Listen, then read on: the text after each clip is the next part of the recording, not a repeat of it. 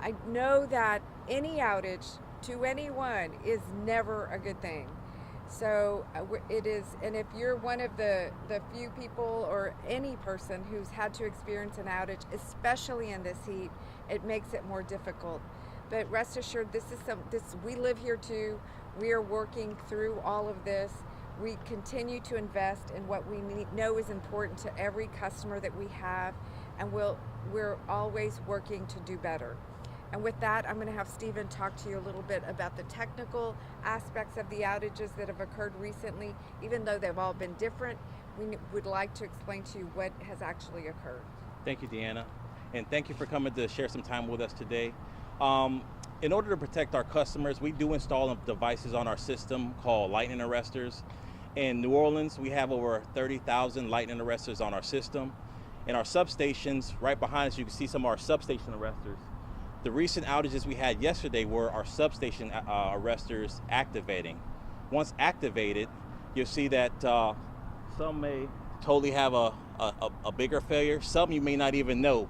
Most of the time when these things do fail, you may see a blink, you may see nothing, and the system goes on, protects itself, and customers are saved from a larger, more catastrophic outage because these arresters not only protect against lightning, but they protect against surges. So the whole goal of these systems are to ensure that we have shorter duration outages as well as less catastrophic, less costly outages. So a lightning arrestor may cost a few $1,000s when the damage they save our system from could be millions of dollars. So I can pause here and take a few questions if you like about arresters and how they affect the systems, and I'll give you a little more information, more technical information if you like. Gina, so these arresters, how exactly are they installed? I mean, kind of go into detail about that. So how our arrestor is installed, it's installed on the power line on there, and when we have a power line, we call them 3 phases. Each is A, B, and C phase. So each power line that goes on a specific feeder or trunk that goes into the neighborhoods have 3 phases. In the substation, where they come off, these are where the specific station arresters are that behind me are installed, and they're installed between that power line phase to the ground. So what it does is it takes that, arrests that surge from either lightning or a surge on the line, some sort of fault on the line, and it takes that surge that passes through the lightning arrestor. It stops that surge, or if it's in a surge that's such a big surge or a large surge, it'll actually break apart and when it activates, so that it disconnects that electrical surge and arrests it and takes it to the ground, where instead of going to other systems, instead of going into your home, it stops that damage from cascading throughout the system. How do y'all replace them once they are, damaged like that? Once they're damaged, usually they're disconnected to disconnect themselves. We remove load from that substation for these particular type of arresters, and then we have a person go in and take the tap off the power line, the main line, but also the tap between the ground to our system neutral. So, quick question. So, you said 30,000 arresters in Orleans Parish. Is there an idea of how many of those need to be replaced, and what clip you guys are replacing them at? And then I have a quick follow-up. Great question. So I said 30,000 arresters across our system on the lines of the substations in Orleans Parish. As far as the ones we replaced 24 so far of these specific station arresters that we identified that are coming to a time where they need to be replaced. And what's the other part of your question? What's the rate at which you guys are able to replace these? So there's 2 things. But there's 700, right? 711, and then of those types of arresters. So of the arresters identified, we only have a few hundred that need to be replaced, that are this specific type, this specific vintage. We actually have another type that we identified as that are starting to fail now or starting to activate now. And as soon as we're done with that inspection, I'm assuming maybe another 50 or so we'd have to go out and replace as well. Okay, so the 700 are both the substation arresters and the other types of arresters that you're talking about? As far as the ones that we're going after specifically right now are substation arresters. Okay, and then my follow-up question, is it fair to say these are, just because the terminology isn't really that known to people, right? Is it fair to compare these to surge protectors? That's a great comparison. They're like surge protectors for our electrical infrastructure. That's correct. How are you all monitoring the damage? I mean, are we seeing crews going out and In order to understand which ones we need replacing, we track trends.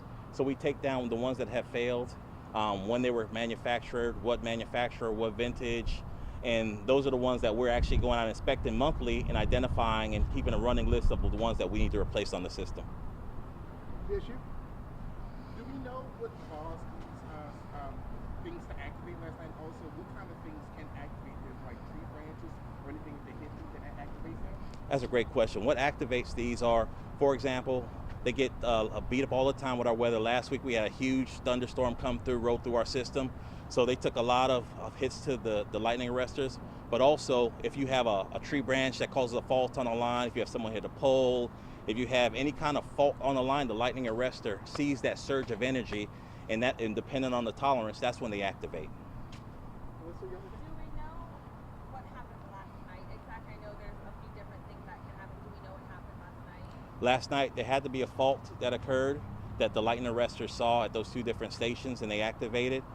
But in these cases, since they've been on the system so long, and the particular manufacturer vintage, when they activated, they activated in a way where our system, relay system, or our protective system, like the breaker, saw that, and it opened up because how they failed. You guys are talking about resiliency. What does that look like for you guys? What does investing in resiliency look like right now? It's more of a comprehensive look.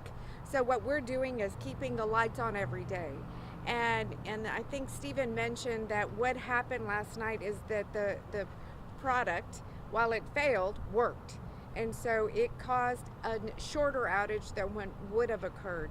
Part of what we've suggested in resilience is there are 91 projects around the entire city that will make it smarter. So some of it may be using artificial intelligence. Some of it will be smaller numbers of people affected so that you are not touching 10,000 people, but something like that would have affected a few hundred people. So that's what a more resilient grid would do.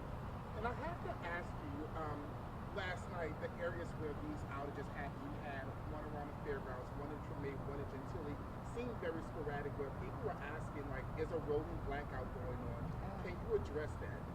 Definitely not a rolling blackout going on. These have to actually be pre-identified arresters we're going to change out, but due to the heat, we have to wait in order to shift load off of those substations to proactively go and replace those arresters to a newer style, which we actually have here on display. And I have to ask one more, a different question.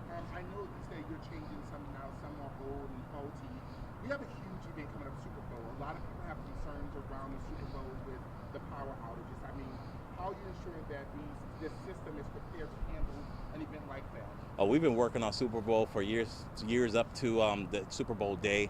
We've replaced all the arresters, breakers, and different systems that affect the Superdome specifically, and all the key areas tied to the Super Bowl.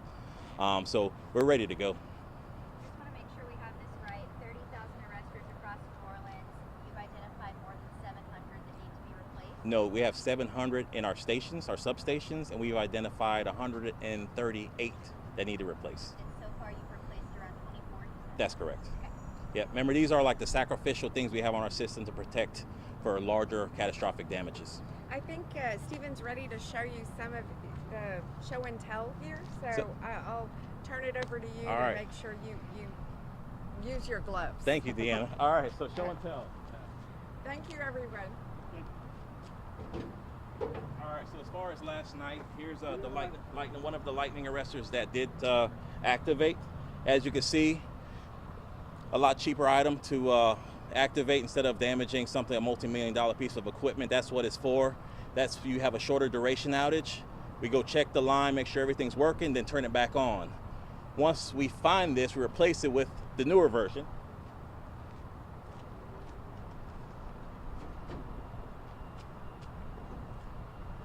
Here's the more modern version of a lightning arrestor.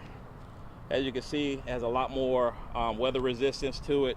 Polymer arresters, a lot of different styles, but these are what we're putting up today once we have to go and replace a lightning arrestor in our station. Stephen, is this a common piece of equipment that you see across the country?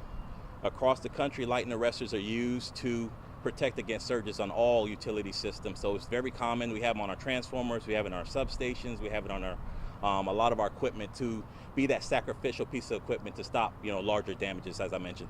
Is this one in your hand? Is this like a better quality one than the one we see up there where it's like kind of more spaced out?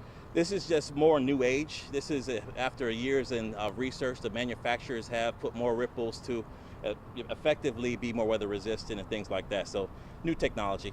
So approximately how old is something like that? That one I don't have the date on it, but they could be up. They typically last a lifetime as long as they don't have a lot of damage when it comes to faults and surges.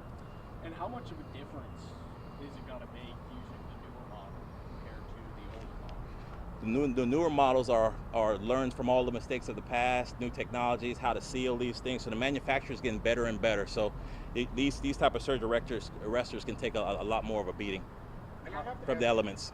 30,000 across the city, 700 in substation, 138 identified, 24 replaced. What does the price tag look like to replace the ones that you already identified that need to be replaced? Each arrestor is a few $1,000s. One more, anybody? Thank you all very much.